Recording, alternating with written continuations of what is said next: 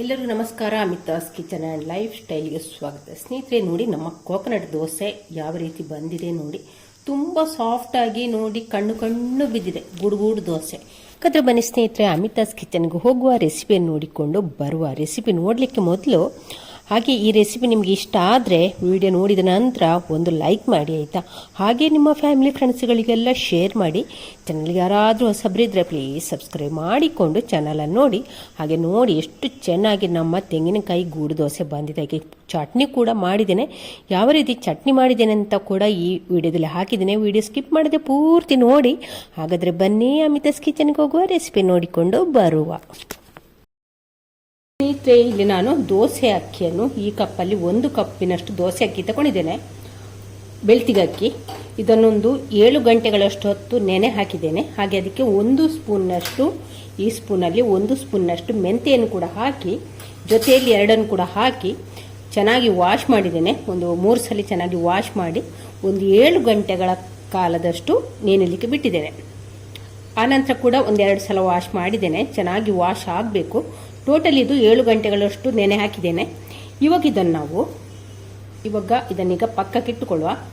ಇಲ್ಲಿ ನೋಡಿ, ಅದೇ ಕಪ್ಪಲ್ಲಿ ಅರ್ಧ ಕಪ್ಪಿನಷ್ಟು ತೆಳು ಅವಲಕ್ಕಿ ತಗೊಂಡಿದ್ದೇನೆ. ಈಗ ಇದನ್ನು ನೀರು ಹಾಕಿ ಒಮ್ಮೆ ಚೆನ್ನಾಗಿ ವಾಶ್ ಮಾಡುವ. ಧೂಳೆಲ್ಲ ತೆಗೆದ್ರೆ ಸಾಕು. ಒಂದ್ಸಲಿ ವಾಶ್ ಮಾಡಿದರೆ ಸಾಕಾಗ್ತದೆ. ನೀವು ದಪ್ಪ ಅವಲಕ್ಕಿ ಆದರೆ 1/4 ಕಪ್ಪಿನಷ್ಟು ದಪ್ಪ ಅವಲಕ್ಕಿ ತಗೊಳ್ಬೇಕು. ಹಾಗೆ ಅದನ್ನೊಂದು 10 ನಿಮಿಷ ಆದರೂ ನೆನೆ ಹಾಕಬೇಕು. ಇದನ್ನು ನೆನೆ ಹಾಕಬೇಕು ಅಂತೇನಿಲ್ಲ ನೋಡಿ, ಬೇಗ ನೆನೀತದೆ. ಇವಾಗ ಇದರ ನೀರನ್ನೆಲ್ಲ ಚೆಲ್ಲಿಕೊಳ್ಳುವ. ಇವಾಗ ಇಲ್ಲಿ ತೊಳೆದಂಥ ಅವಲಕ್ಕಿಗೆ ಒಂದು ಸ್ವಲ್ಪ ನೀರನ್ನು ಹಾಕಿಡುವ, ಅವಲಕ್ಕಿ ಮುಳುಗುವಷ್ಟು. ಇವಾಗ ಇದನ್ನು ಕೂಡ ಪಕ್ಕಕ್ಕಿಟ್ಟುಕೊಳ್ಳುವ. ಇಲ್ಲಿ ನಾನು 1 ತೆಂಗಿನಕಾಯಿ ತಗೊಂಡಿದ್ದೇನೆ. ಅಂದರೆ ಎಳ್ನೀರಿದ್ದು ತಗೊಂಡಿದ್ದೇನೆ. ಒಂದು ಸ್ವಲ್ಪ ಬಲ್ತಿದೆ, ಅದನ್ನು ತಗೊಂಡಿದ್ದೇನೆ. ನೀವು ತಗೊಳ್ಳೋದಿದ್ರೆ, ಇಲ್ಲ ಅಂತಿದ್ರೆ ಇದೇ ಕಪ್ಪಲ್ಲಿ 1 ಕಪ್ಪಿನಷ್ಟು ತೆಂಗಿನಕಾಯಿ ತುರಿ ತಗೊಂಡ್ರೆ ಆಯಿತು. ಬರೀ ಬಿಳಿ ಭಾಗವನ್ನು ಮಾತ್ರ ತಗೊಳ್ಳಿ. ಇವಾಗ ಇದನ್ನು ನಾವು ಮಿಕ್ಸರ್ ಜಾರ್ ತಗೊಂಡಿದ್ದೇನೆ. ಇವಾಗ ಇದಕ್ಕೆ ನೆನೆ ಹಾಕಿರುವಂಥ ಅಕ್ಕಿಯನ್ನು ಹಾಕಿಕೊಳ್ಳುವ. ಅಕ್ಕಿಯನ್ನು ವಾಶ್ ಮಾಡಿದ್ದೇನೆ. ಅದನ್ನೀಗ ಮಿಕ್ಸರ್ ಜಾರಿಗೆ ಹಾಕಿಕೊಳ್ಳುವ. ಈಗ ಒಂದು 5 ನಿಮಿಷ ನೆನೆಸಿರುವಂಥ ಅವಲಕ್ಕಿಯನ್ನು ಕೂಡ ಇದಕ್ಕೆ ಸೇರಿಸಿಕೊಳ್ಳುವ. ಅದರ ಜೊತೆಯಲ್ಲಿ ತೆಂಗಿನಕಾಯಿಯನ್ನು ಕೂಡ ಸೇರಿಸ್ತಾ ಇದ್ದೇನೆ. ಇವಾಗ ಇದಕ್ಕೆ ಒಂದು ಸ್ವಲ್ಪ ನೀರು ಹಾಕಿಕೊಳ್ಳುವ. ಅಕ್ಕಿ ರುಬ್ಲಿಕ್ಕಾಗುವಷ್ಟು ಮಾತ್ರ, ಜಾಸ್ತಿ ನೀರು ಹಾಕಿ ರುಬ್ಬುದು ಬೇಡ. ಇವಾಗ ಮುಚ್ಚಳ ಹಾಕಿದನು ನುಣ್ಣಗೆ ರುಬ್ಬಿಕೊಂಡು ಬರಬೇಕು. ತುಂಬ ನೈಸಾಗಿ ರುಬ್ಬಿಕೊಂಡು ಬರುವ. ಇವಾಗ ನೋಡಿ, ಅಕ್ಕಿಯನ್ನೆಲ್ಲ ರುಬ್ಬಿಕೊಂಡಾಯಿತು. ತುಂಬ ನಯ ರುಬ್ಬಿಕೊಂಡಿದ್ದೇನೆ ನೋಡಿ. ನಯ ಅಂದರೆ ನೀರು ದೋಸೆ ಆ ರೀತಿ ರುಬ್ಬಿಕೊಂಡಿದ್ದೇನೆ. ಬೆಣ್ಣೆ ಥರ ಆಗಬೇಕು.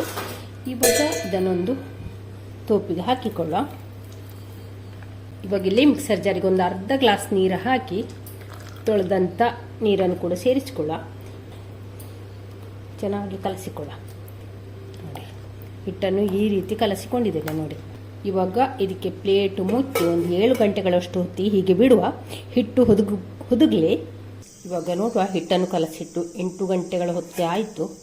ನೋಡಿ, ಹಿಟ್ಟು ನೋಡಿ ಹುದುಗಿದೆ ನೋಡಿ, ಎಷ್ಟು ಚೆನ್ನಾಗಿ ಬಂದಿದೆ ನೋಡಿ. ಹಿಟ್ಟು ನೋಡಿ, ಚೆನ್ನಾಗಿ ಹುದುಗಿ ಬಂದಿದೆ. ಇವಾಗ ನಿನ್ನ ರಾತ್ರಿ ನಾವು ಇದಕ್ಕೆ ಉಪ್ಪು ಸೇರಿಸಿಕೊಳ್ಳಿಲ್ಲ, ಹಾಗಾಗಿ ಈಗ ರುಚಿಗಾಗುವಷ್ಟು ಉಪ್ಪನ್ನು ಹಾಕಿಕೊಳ್ಳುವ. ಹಾಕಿ ಒಮ್ಮೆ ಚೆನ್ನಾಗಿ ಮಿಕ್ಸ್ ಮಾಡುವ.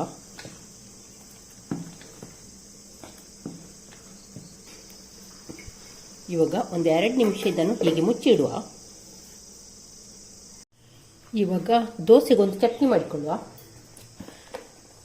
ಅದಕ್ಕೋಸ್ಕರ ತೆಂಗಿನಕಾಯಿ ತುರಿ, ನೀವು ಎಷ್ಟು ಜನ ಇದ್ದೀರಿ ಆ ಕ್ವಾಂಟಿಟಿ ಮೇಲೆ ತಗೊಂಡ್ರೆ ಆಯಿತು.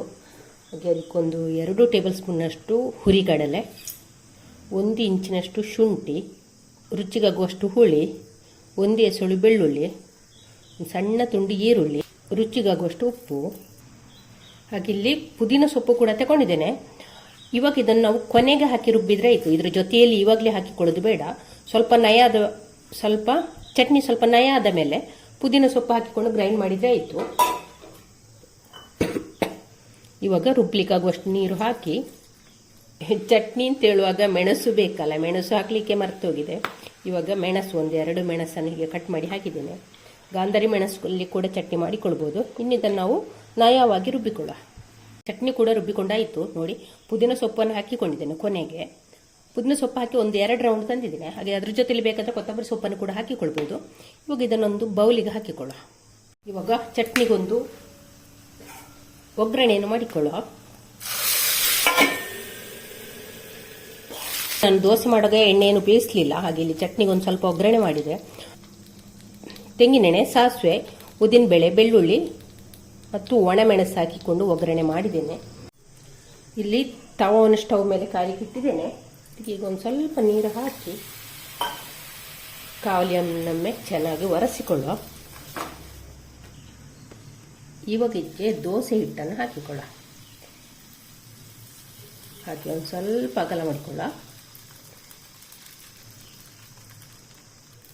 ಇವಾಗ ನೋಡು ಕಣ್ಣು ಬೀಳ್ತಾ ಬಂದಿದೆ. ಸ್ವಲ್ಪ ಹೊತ್ತು ಮುಚ್ಚಳ ಮುಚ್ಚಿ ಬೇಯಿಸಿಕೊಳ್ಳುವ.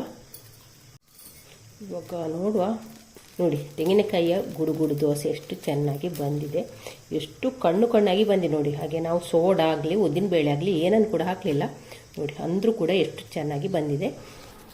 ಇವಾಗ ಇದನ್ನೆಲ್ಲ ಒಂದು ಪ್ಲೇಟಿಗೆ ಹಾಕಿಕೊಳ್ಳುವ, ಕುಡುಪಿಗೆ ಹಾಕಿಕೊಳ್ಳುವ. ನೋಡಿ ನಮ್ಮ ತೆಂಗಿನಕಾಯಿ ಗೂಡು ದೋಸೆ ಎಷ್ಟು ಚೆನ್ನಾಗಿ ಬಂದಿದೆ, ಸಾಫ್ಟಾಗಿ ಬಂದಿದೆ, ಹಾಗೆ ಅಷ್ಟೇ ರುಚಿಯಾಗಿ ಕೂಡ ಬಂದಿದೆ. ನೀವು ನಿಮ್ಮ ಎಳ್ನೀರು ಕುಡಿದು ವೇಸ್ಟ್ ಸ್ವಲ್ಪ ಬಲ್ತಿದ್ರೆ ವೇಸ್ಟ್ ಮಾಡದೆ ಇಂಥ ಒಂದು ತೆಂಗಿನಕಾಯಿ ದೋಸೆಯನ್ನು ಮಾಡ್ಬೋದು. ಹಾಗೆ ಅದಕ್ಕೊಂದು ಚಟ್ನಿ ಕೂಡ ಮಾಡಿದ್ದೇನೆ, ನೀವು ಕೂಡ ಒಂದ್ಸಲ ಟ್ರೈ ಮಾಡ್ತೀರಲ್ಲ. ಹಾಗಾದರೆ ನನ್ನ ಹೊಸ ಬ್ಲಾಗ್ ಅಥವಾ ರೆಸಿಪಿಯನ್ನು ಸಿಗೋಣ. ಎಲ್ಲರಿಗೆ take care, bye bye. Thank you ಸ್ನೇಹಿತರೆ.